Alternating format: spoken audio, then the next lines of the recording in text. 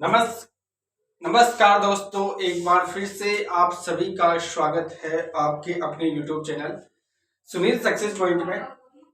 दोस्तों, हमारी जो यानी कि ये क्लासें हैं, जो हमारा बैच चल रहा था रीट 2024 के लिए, जिसमें हमने भाषा संस्कृत और भाषा हिंदी को दोनों की हमने व्याकरण को चला रखी है निरंतर रूप से।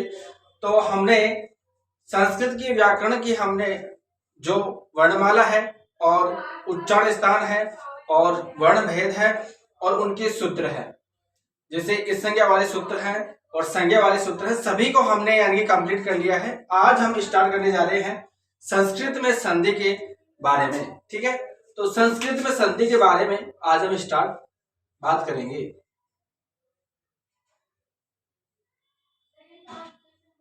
संस्कृत संधि, देखो संस्कृत में संधि के बारे में बात करते हैं तो संधि यानी कि बात करते हैं इसकी परिभाषा की।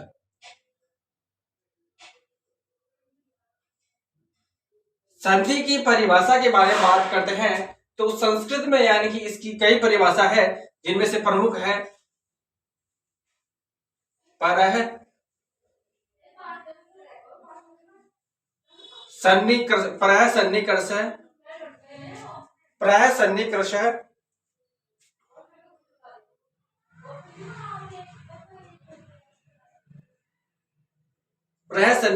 संहिता,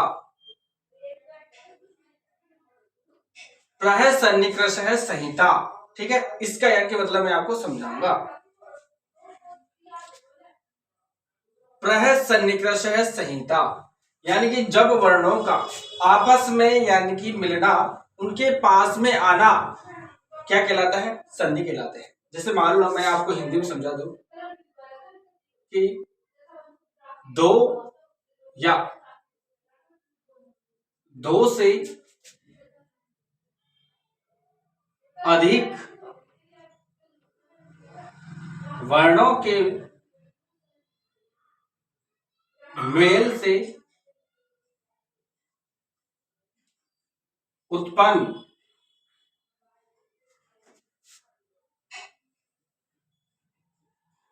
विकार को संधि कहते हैं।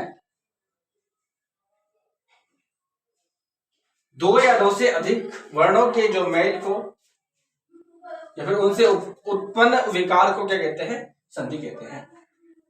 देखो ये यानी कि संधि इस संस्कृत के भाषा में ये शॉर्ट यहाँ पे संधि दे रखी है, इसकी परिभाषा दे रखी है। अगर मैं एक और परिभाषा के बारे में बात करूं तो वह है वर्णानाम मेलनम संधि। ये दो परिभाषाएं यानी कि संस्कृत में आ जाती है कि वर्णानाम मेलनम संधि, यानी कि वर्णों के मेल को हम संधि कहते हैं। तो ये हमारी भाषा, इसकी जो परिभाषा है वह हो। अब हम बात करते हैं यानी कि संधि के बारे में। तो संधि में मुख्य रूप से संधि होती है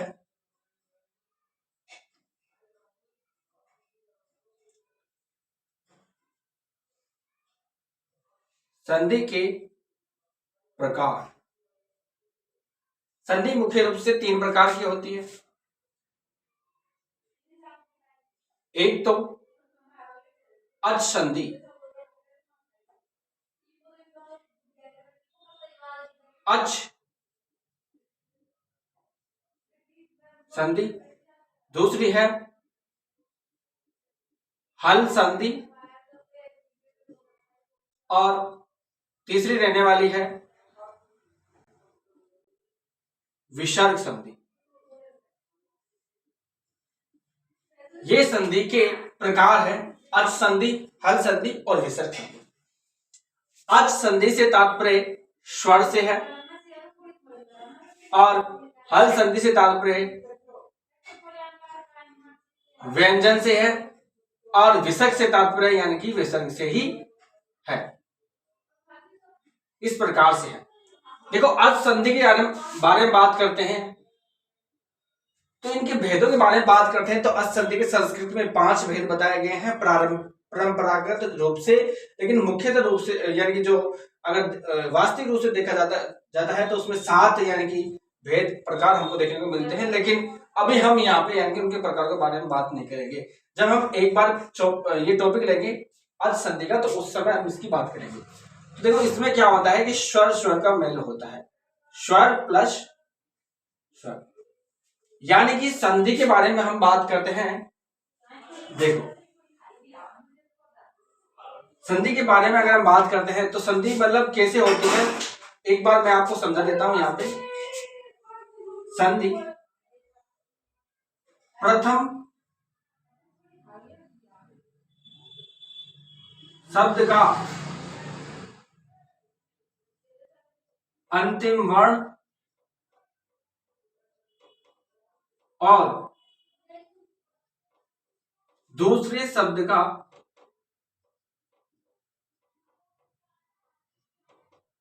प्रथम वर्ण में संधि होती है।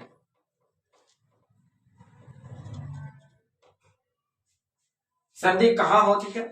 प्रथम शब्द के अंतिम वर्ण में और दूसरे शब्द के पहले वर्ण में संधि होती है। ये चीज आपको याद रखनी है, ठीक है। अब वो कैसे होती है, जैसे मान लो मैं अभी आपको बताऊं,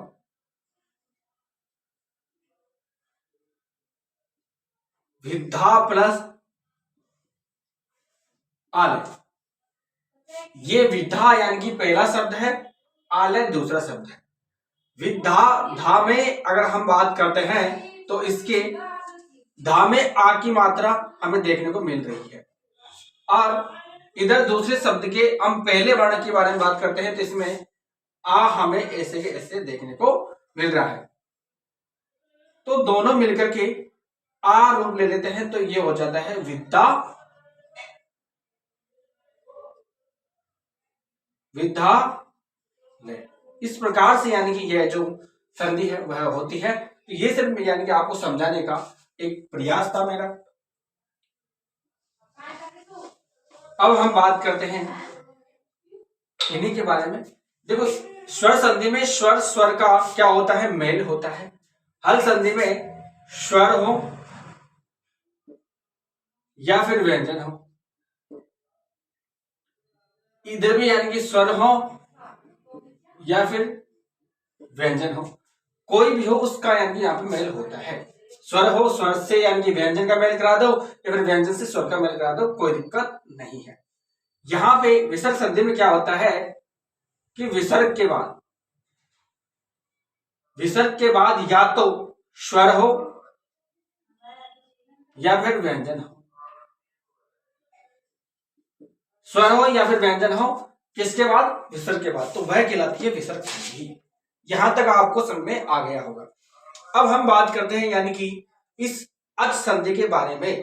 अच संधि के कौन कौन से प्रकार हैं और यह यानी कि क्या है। अब हम देखते हैं अच संधि। यहां पे मैं लिख देता हूं अच संधि, जिसे हम स्वर संधि भी बोलते हैं। अच संधि हो गई या स्वर संधि हो गई। इसके बारे में बात करते हैं तो पारंपरिक रूप से इसको यानी कि 5 प्रकार इसके बताए गए हैं, लेकिन हम यानी कि 7 प्रकार के बारे में यहाँ पे अध्ययन करें, ठीक है। अब देखो इसके 7 प्रकार कौन कौन से हैं उनको मैं एक बार आपको बता देता हूं।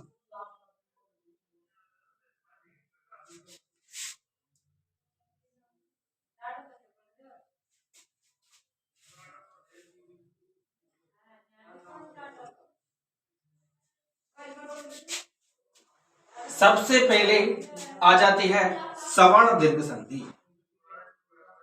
सवर्ण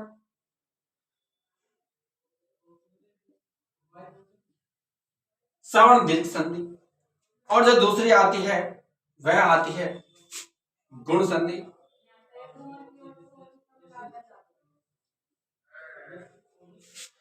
और जो तीसरी आती है वह आती है वृद्धि संधि।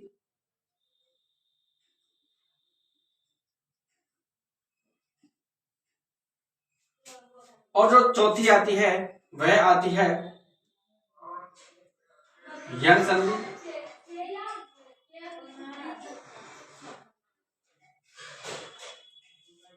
और जो हमारी पांचवी जो संधि आती है वह आती है अयस्क संधि।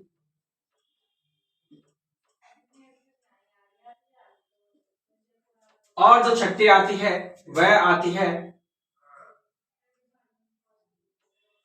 पररूप संधि।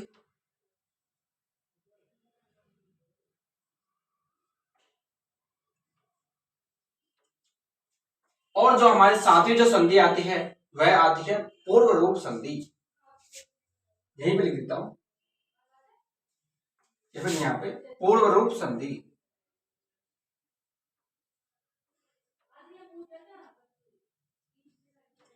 ये हमारी संधि कितनी हो गई? 7। ये हमारी 7 संधियां यानी कि आप सभी को दिख रही होगी। अब हम बात करते हैं इन एक एक संधियों के बारे में कि इनकी क्या क्या पहचान यहाँ पे रहने वाली है। और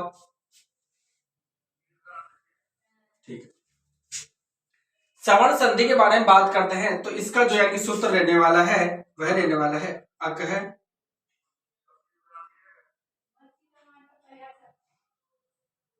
अग है सवर्ण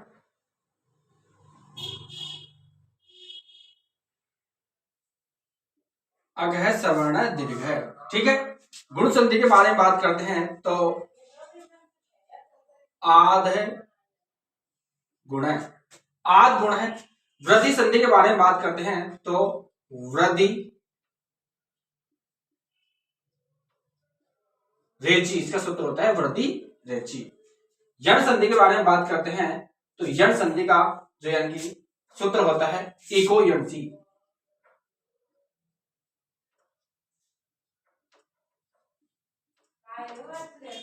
अयाली संधि के बारे में अगर बात करते हैं तो वह सूत्र आता है एचो अ ये वायाव, एचो अ ये या वा याव, एचो अ या वा याव, यह सूत्र रहने वाला है किसका? अयाली संधि का। और पररूप संधि के बारे में बात करते हैं तो एगी पररूपम,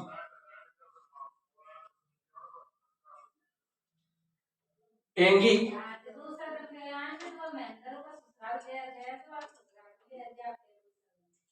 एंगी पररूपम। ठीक है, एंगी पररूपम जो सूत्र है यह किस संधि का है? तो वह है पररूप जो यानी कि संधि है हमारी उसकी है। और पूर्व रूप संधि के बारे में बात करते हैं तो इसका है सॉरी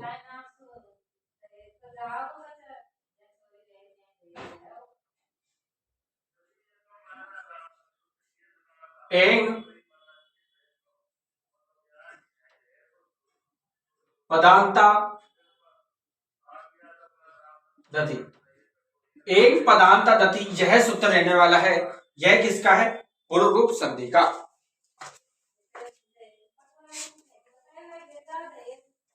तो ये है संस्कृत में इन संधियों के सूत्र के बारे में बात करते हैं तो सूत्र मैंने आपको बता दिए हैं।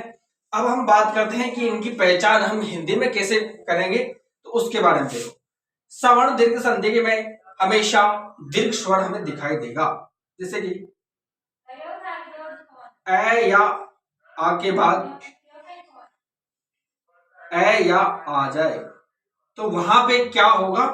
हमें हमेशा आ ही दिखाई देगा। ठीक है, ई या ई के बाद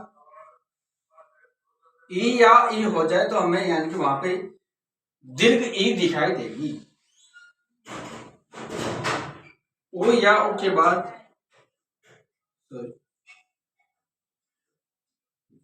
ऊ या ऊ दिखाई दे तो हमें वहां पे दीर्घ ऊ दिखाई देगा। ठीक है, तो ये यहाँ पे इसका क्या है? दीर्घ आदेश हो रहा है। गुण संधि के बारे में बात करते हैं हम तो ए या आ के बाद अगर ए हो तो वह क्या हो जाएगा, ए या आ के बाद अगर ओ हो तो वहां पे हो जाएगा ओ। तो ये है गुण संधि के पहचानने की जो तरीका है वह है। वृद्धि संधि के बारे में बात करते हैं हम। तो वृद्धि संधि में ए या आ के बाद ए हो तो ए हो जाएगा, ए या आ के बाद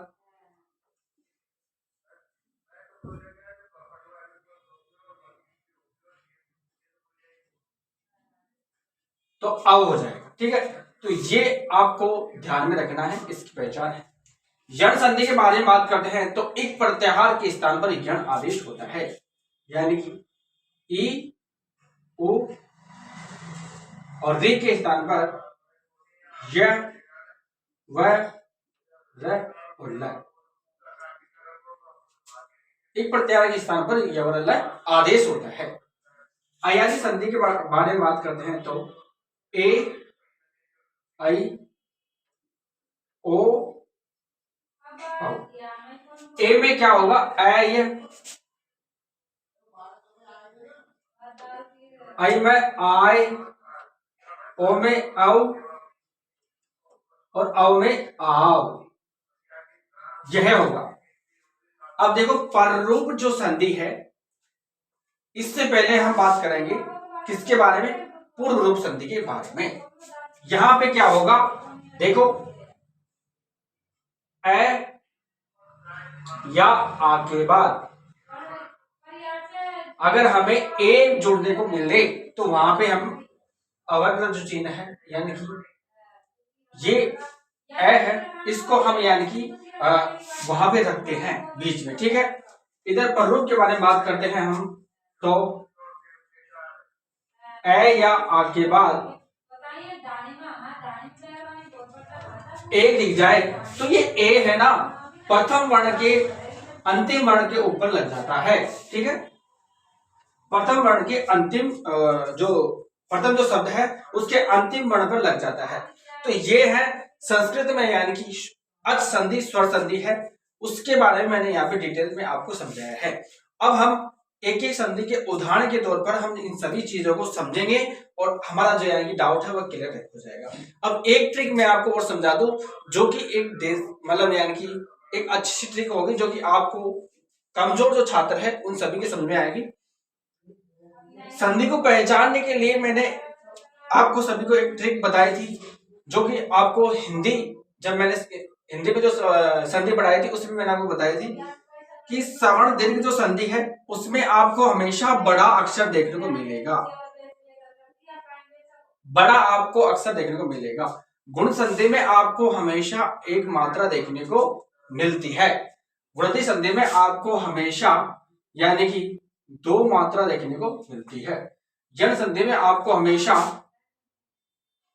आधा तय, आधा व और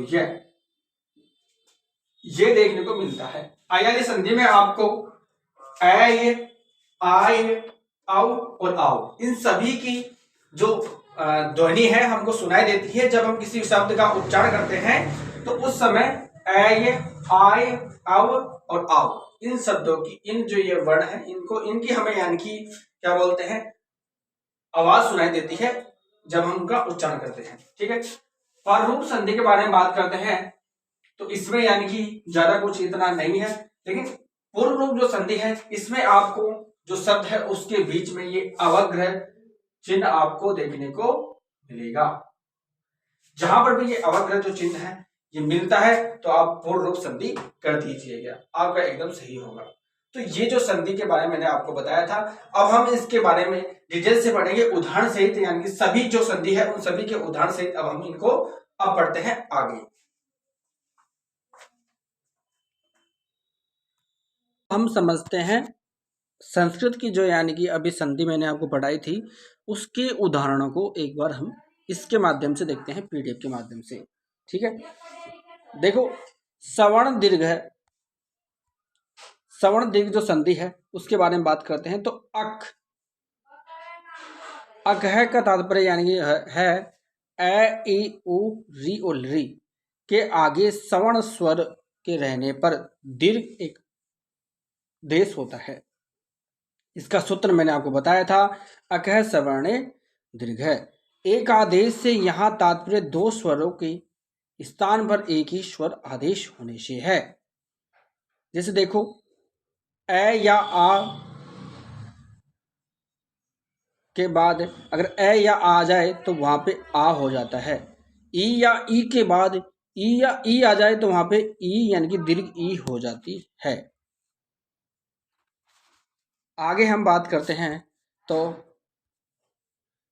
ऊ या ऊ के बाद ऊ या ऊ आ जाए तो वहां पे दीर्घ ऊ आदेश हो जाता है। री या री के बाद री या री आ जाए तो वहां पे दीर्घ री आदेश हो जाता है। री या री के बाद री ही आ जाए तो वहां पे लघु री होता है, यानी कि दीर्घ रूप नहीं होता, इसका अभाव होता है री के अंदर दीर्घ का। अब हम एक एक को जान लेते हैं कि कौन कौन से, यानी कि एक एक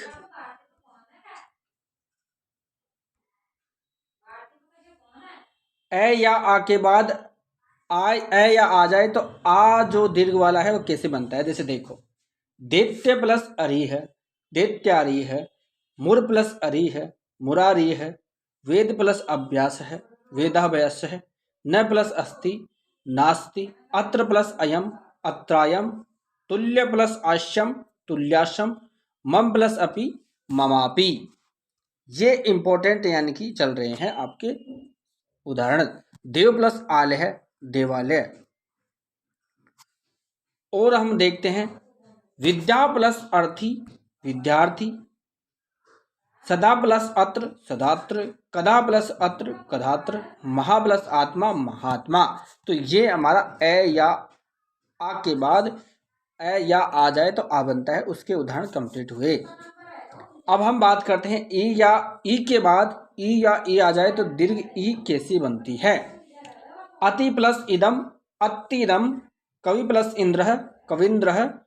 दधि प्लस इंद्र, दधिंद्र।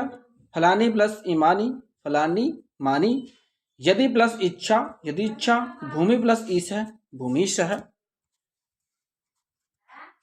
हरि प्लस ईश है, हरीश है। श्री प्लस ईश है, श्रीश है। ये काफी इंपॉर्टेंट उदाहरण है दोस्तों। संपत्ति प्लस ईर्ष्या, संपत्तिर्ष्या। महति प्लस ईहा, महतिहा। मेदिनी प्लस ईश्वर रह, मेदिनीश्वर है। कुमारी प्लस ईहते तो कुमारी हते। ऊ या ऊ के बाद ऊ या ऊ आ जाए तो दीर्घ ऊ कैसे आदेश होता है उसके बारे में हम जान लेते हैं। विष्णु प्लस उदया, विष्णुदय। भानु प्लस उदय, भानुदय। लघु प्लस उत्तम, लघुत्तम। विदु प्लस उदय, विदुदय। सु प्लस उक्ति, सुक्ति। वधु प्लस उत्साह, वधुत्साह। चमु प्लस उत्थान क्या हो जाएगा, चमुत्थानम। यवांगु प्लस उष्मा, यवा गुष्मा। वधु प्लस ऊहा, वधूहा। वधु प्लस उत्सव, वधुत्सव है। री या री के बाद री या री आ जाए तो दीर्घ री कैसे आदेश होता है उसको देखते हैं हम। होत्र प्लस ऋकार है, होत्रकार है। पितृ प्लस ऋणम, पितृणम। मातृ प्लस ऋणम, मातृणम। कृत्र प्लस ऋणम, कर्तृणम। होत्र प्लस ऋषि है, होत्र ऋषि है। त्रह प्लस ऋकार है, त्रिकार है। भत्र प्लस ऋषि, भृत्र ऋषि। सॉरी, भृत्र प्लस रिधि, भृतरिधि। धातृ प्लस ऋकार है, धातृकार है। अब हम बात करते हैं कि लृ प्लस लृ बराबर लघु ली कैसे होती है। गम्लृ प्लस लृकार है, गम्लृकार है। लृ प्लस लृकार है, ऋकार है। विसृ प्लस लृकार है, विसृकार है। लृ प्लस लृणम, लृवर्णम। पदलृ प्लस लृकार है, पदलृकार है। मुच्छृ प्लस ऋणम तो वह हो जाएगी मुच्छृण वर्णम। अब हम जो हमारी अगली संधि आती है यानी कि गुण संधि, जिसके बारे में हमने आपको पहचान बताई थी एक मात्रा, उसके बारे में देख लेते हैं। तो देखो गुण संधि, ए वर्ण ए या आ के बाद ई उ री लृ के रहने पर दोनों के स्थान पर गुण आदेश हो जाता है। इसका मैंने सूत्र आपको बताया था, आद गुण है। यहाँ गुण के प्रसंग में आधेंग गुण का ज्ञान अत्यावश्यक है। गुण से तात्पर्य ए ओ से होता है। ऋकार से संबंधित गुण कार्य में रड जुड़ जाता है, उसी तरह ऋकार के गुण कार्य में लय जुड़ जाता है। उरण रपर नामक सूत्र से ये होता है। देखो इसमें कौन कौन सी प्रक्रियाएं होने वाली है। ए या आ के बाद ई या ई आ जाए तो ए हो जाएगा। ए या आ के बाद उ या उ आ जाए तो ओ हो जाएगा। ए या आ के बाद री या री आ जाए तो अर हो जाएगा। और ए या आ के बाद रे आ जाए तो अल हो जाएगा। अब हम देखते हैं ए या आ के बाद ई या ई आ जाए तो ए कैसे बनता है। देखो उप प्लस इंद्र है उपेंद्र है, न प्लस इति नेति, मम प्लस ई है ममेह, यथा प्लस इदम यथेदम, यथा प्लस इच्छम यथेच्छम। अब हम बात करते हैं लोक प्लस ईश है लोकेश है, रका प्लस ईश है राकेश है, महा प्लस ईश है महेश है, अन्न प्लस ईहा अन्यहा, धरा प्लस ईश्वर है धरेश्वर है, गुड़ा का प्लस ईश है गुड़ाकेश है। अब हम बात करते हैं ए या आ के बाद उ या उ आ जाए तो ओ कैसे बनता है। गंगा प्लस उदकम गंगा प्लस उदकम क्या हो जाएगा गंगोदकम। परीक्षा प्लस उत्सव है परीक्षोत्सव है। हित प्लस उपदेश है हितोपदेश है। परम प्लस उत्तम परमोत्तम। सूर्य प्लस उदय है सूर्योदय है। सर्व प्लस उत्तम सर्वोत्तम है। सर्व प्लस उदय है सर्वोदय है। महा प्लस उदय महोदय। सर्व प्लस उमम उपमम तो वह हो जाएगा सर्वोपमम। पाद है प्लस उन है पादोन है। नव प्लस उड़ा नवोढ़ा। तव प्लस उत ही तवोत ही। जल प्लस उर्मि जलोर्मि। महा प्लस उसर महोसर। अब हम देखते हैं ए या आ के बाद री या री आ जाए तो अर कैसे बनता है। कृष्ण है प्लस रिधि कृष्णार्धि। ब्रह्मा प्लस ऋषि ब्रह्मर्षि है। देव प्लस ऋषि है देवर्षि है। कृष्ण प्लस ऋतु ग्रीष्म ऋतु। मम प्लस रिधि ममर्धि। उत्तम प्लस ऋणम उत्तमर्णम। अधम प्लस ऋणम अधमर्ण है। ठीक है, आगे हम बात करते हैं महा प्लस ऋषि महर्षि। सदा प्लस ऋषि ऋण है सदर्ण है। वर्षा प्लस ऋतु वर्षर्तु। तथा प्लस ऋकार है तथा तत्कार है तथरकार है। ठीक है, अब हम बात करते हैं ए या आ के बाद रि आ जाए तो अल कैसे बनता है। तब प्लस लकार है तवलकार है। तब प्लस लिडंत तवलदंत। मम प्लस लिकार है ममलकार है। मम प्लस लृवण ममल द्रवण। तथा प्लस लिकार है तथलकार है। कदा प्लस लकार है कदलकार है। अब हम हमारी जो अगली संधि है वह है वृद्धि संधि। और वृद्धि संधि की मैंने आपको पहचान बताई थी, यानी कि वृद्धि संधि में हमेशा आपको दो मात्राएं देखने को मिलेगी।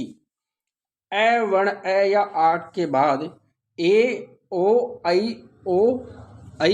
औ यानी कि एज प्रत्यार के रहने पर दोनों स्वरों के स्थान पर वृद्धि एकादेश होता है।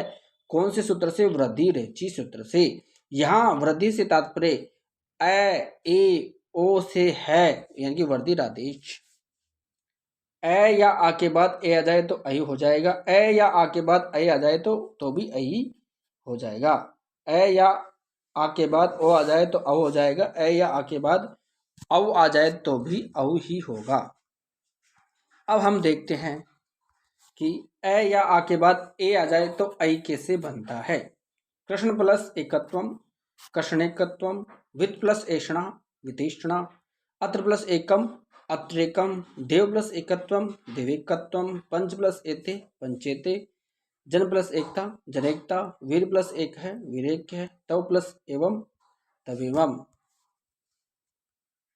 सभा प्लस ऐसा सभेशा, मैं प्लस एवं मेवम, सभा प्लस एका सभेका, बाला प्लस ऐसा बालेशा, विद्या प्लस ऐषणा विधेषणा, सदा प्लस एव सदैव। अब हम बात करते हैं ए या आ के बाद औ आ जाए, ओ आ जाए तो औ कैसे बनता है। गंगा प्लस ओघ है गंगोघ है, जल प्लस ओघ है जलोघ है, मधुर प्लस ओदनम मधुरोदनम, तंडुल प्लस ओदनम तंडुलोदनम। अब हम बात करते हैं ए या आ के बाद आई आ जाए तो आई कैसे बनता है।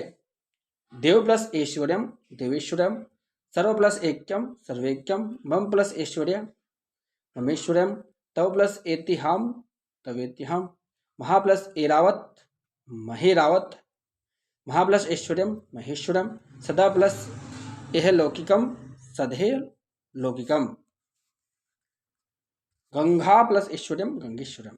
अब हम बात करते हैं ए या आ के बाद अगर औ आ जाए तो औ आदेश कैसे होता है। कृष्ण प्लस औत्कंठ्यम कृष्णोत्कंठ्यम, तव प्लस औधार्यम तवोधार्यम, देव प्लस औधार्यम देवोधार्यम, सदा प्लस औत्सुक्यम सदोत्सुक्यम, क्रीडा प्लस औत्सुक्यम क्रीडोत्सुक्यम, तीक्ष्ण प्लस औषधि तीक्ष्णौषधि, महा प्लस औषधम महोषधम, परम प्लस औषधि परमौषधि। अब देखो हम बात करते हैं कि औदलिखित उदाहरणों में अन्य संधियों का खंडन करके वृद्धि कार्य हुआ है। कि ऐसी जो यानी कि ये ऐसे उदाहरण हैं जिनमें यानी कि खंडन करने पर तो वृद्धि संधि हुई है लेकिन यह किसी और संधि का उदाहरण है। जैसे उप प्लस एति उपेति, यह एंगी पर रोप का अपवाद है। उप प्लस एदते उपवे ददे, जो यानी कि यह भी एंगी पर रूप का अपवाद है। अक्षय प्लस ओहिनी अक्षोहिणी, यह गुण का अपवाद है। स्वर प्लस ईर है स्वर, यह भी गुण का अपवाद है। स्वर प्लस ईरणी स्वर्णी, यह भी गुण का अपवाद है। स्वर प्लस ईरी स्वेरी, यह भी क्या है गुण का अपवाद है। और हम देखते हैं और कौन कौन से अपवाद हैं वृद्धि संधि में। प्र प्लस उ है प्रो है, यह भी गुण का अपवाद है। प्र प्लस उ है प्रोढ़ है, यह भी गुण का अपवाद है।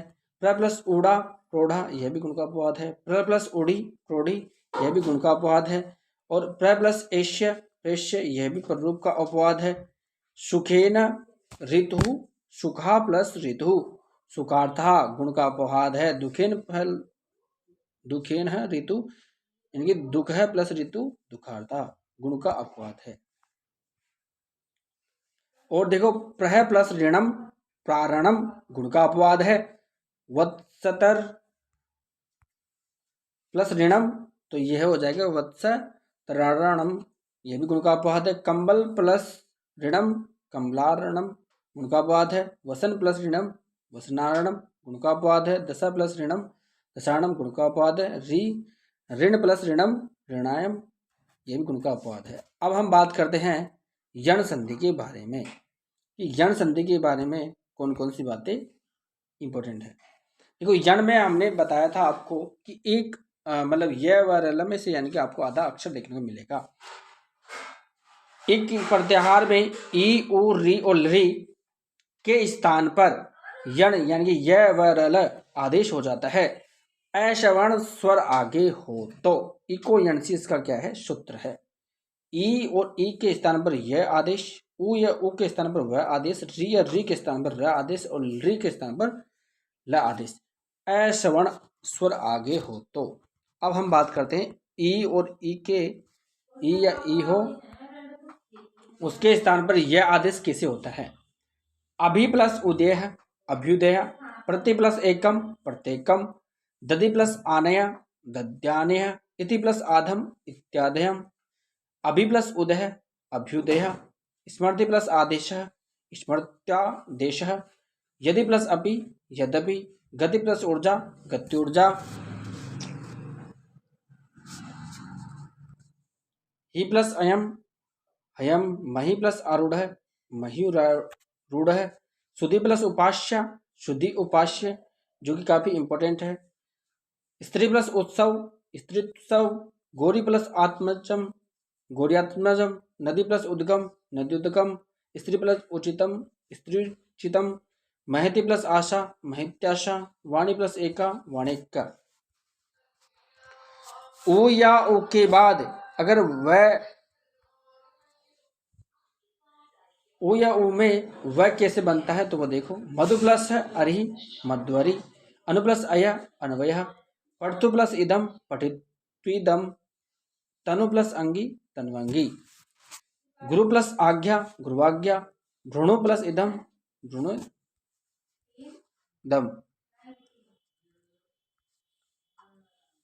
तु प्लस इदम त्विदम, सु प्लस आगतम स्वागतम, धातु प्लस आदेश धात्वादेश, लघु प्लस आदेश लघ्वादेश, चारु प्लस अंगी चर्वांगी, वधु प्लस अलंकार है वध्वलंकार है, वधु प्लस ओक है वध्वोक है, वधु प्लस आशा वध्वाशा। बात करते हैं हम आगे और इंपॉर्टेंट उदाहरणों की। वधु प्लस आगमनम वध्वागमनम, यवांगु प्लस आशा तो यवागवाशा, चमु प्लस आगमनम चमागमनम, श्रु प्लस आदेश है तो वह हो जाएगा स्वस्वादेश है। री और री में मिलने पर र आदेश कैसे होता है तो धात्र प्लस अंश है धात्रांश है, पितृ प्लस इच्छा पितृच्छा, गंत्रो प्लस एध है गंत्रेद है, मात्र प्लस अंक है मात्रांक है, पितृ प्लस अधीनम पितृधीनम, मातृ प्लस उत्सव मातृत्सव, यात्र प्लस ओधनम यात्रोधनम, पितृ प्लस अंश है पितृंश है, पितृ प्लस आज्ञा पितराज्ञा, नृ प्लस आत्मजम आत्मज है तो हो जाएगा नात्मज है। देखो लृ से ल कैसे आदेश होता है उसको हम देख लेते हैं।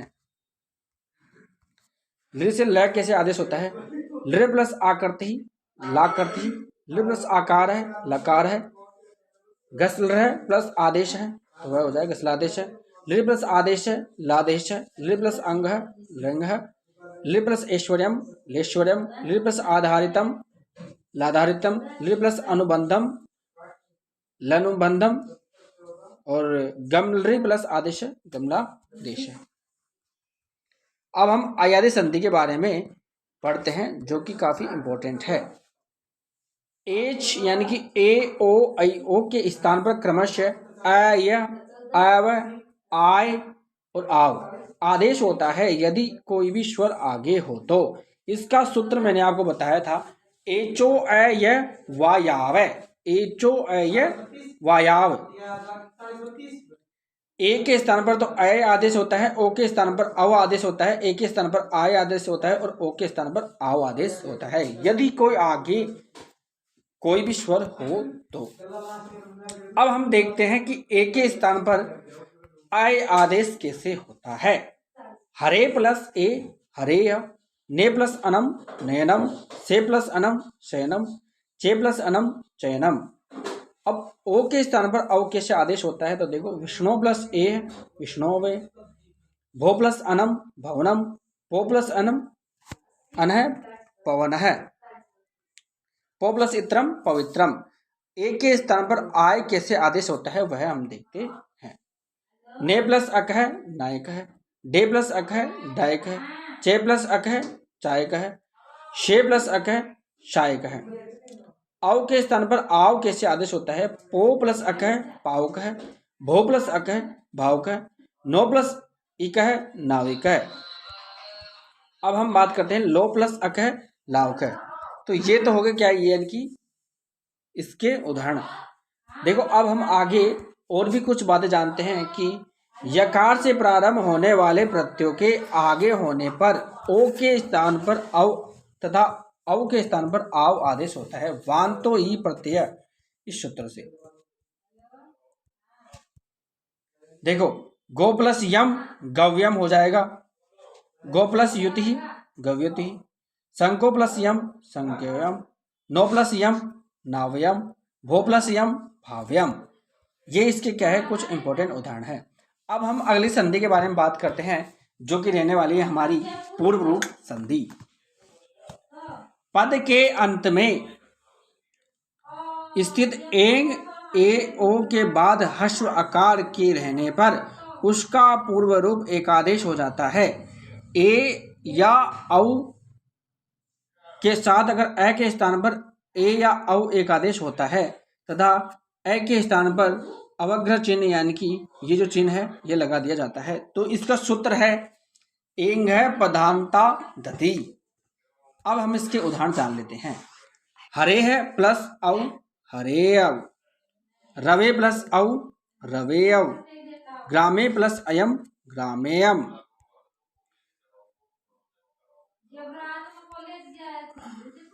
वने प्लस अटति वने अटति, गृह प्लस अस्मि गृहे अस्मि, मुरारे प्लस औ मुरारे औ, एदते प्लस अयम एदते अयम, ग्रामे प्लस अस्मिन ग्रामेस्मिन, विष्णु प्लस औ विष्णु औ, साधो प्लस अपेहि साधोपेहि। अब हम बात करते हैं हमारी जो अगली संधि है पर रूप संधि, जो कि काफी इंपॉर्टेंट संधि रहने वाली है। बात करते हैं अवार्णता यानी कि अ या आ के अंत वाले उपसर्ग के बाद ए या ओ से प्रारंभ होने वाला धातु रूप रहने पर दोनों के स्थान पर रूप एकादेश हो जाता है। इसका सूत्र मैंने आपको बताया था एंगी पर रूपम। देखो अ या आ के बाद ए आ जाए तो आई कैसे बनता है वह मैं आपको समझाता हूँ। प्र प्लस एजते प्रेजते, प्र प्लस एशियति प्रेषयति, प्रा प्लस एलयति परेलयति, उप प्लस एलयति उपेलयति। आगे हम बात करते हैं प्र प्लस एस का है प्रेस का है, प्र प्लस एसिति प्रेषति, प्र प्लस एषणम प्रेषणम। अब हम बात करते हैं अ या आ के बाद ओ आ जाए तो ओ ही कैसे बनता है। उप प्लस औसति उपोसति, प्र प्लस औसति प्रोसति। अब हम बात करते हैं कुछ इंपॉर्टेंट इसके जो लाइन है उसके बारे में बात करते हैं। सकंदवादी गण में पढ़ती शब्द में टी को पर रूप कार्य होता है। टी से तात्पर्य किसी शब्द के स्वर में से अंतिम स्वर के आगे यदि कोई व्यंजन हो तो वह पूरा समुदाय, अंतिम स्वर के आगे व्यंजन न हो तो वह अंतिम स्वर टी कहलाता है। यह आपको समझ में नहीं आएगा, इसको आपको एक बार फिर से यानी कि वीडियो को रोक करके पढ़ना पड़ेगा, तब जाके आपको ये समझ में आ जाएगा।